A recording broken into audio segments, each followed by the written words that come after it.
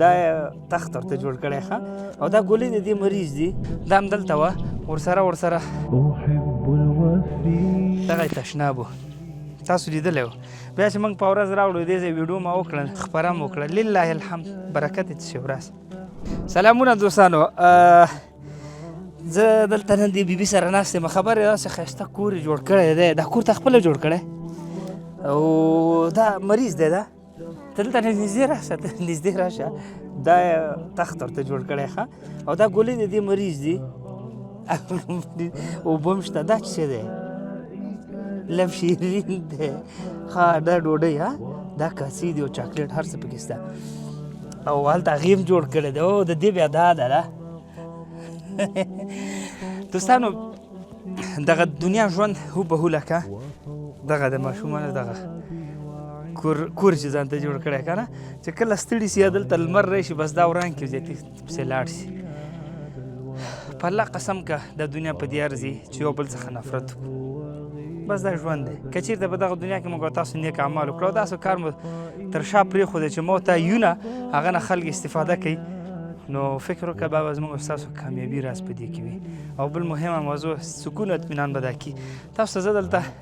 دغه بنګله درښیم تاسو ته دا ښکاري که نه مخکې زه یو ځل دلته راغلم دلته مې ویډیو کړو همدغه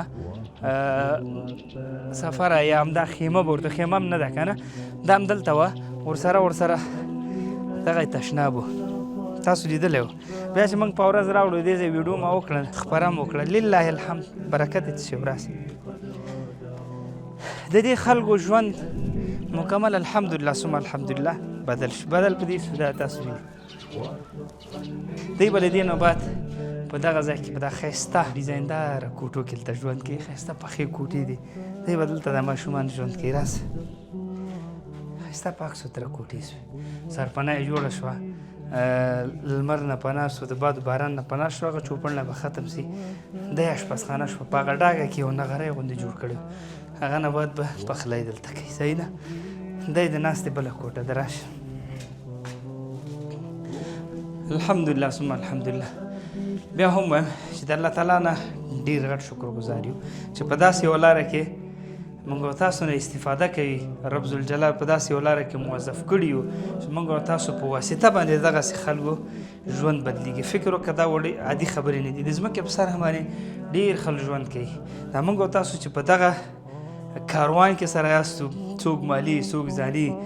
څوک حتی یو چاته لاره ښیي چې په دغه ځای کې غریب اوسېږي دا ټولو ته انشاءالله اجر شته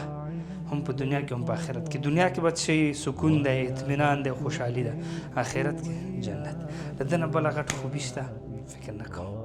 الله دې په دې باندې نیکو مبارک کړي خدای دې وکړي چې دا باقي مانده ژوند دی دلته په خوشحالۍ سره تېر شي مننه او درنښت قد أضاعت حياتي وفيا لأجل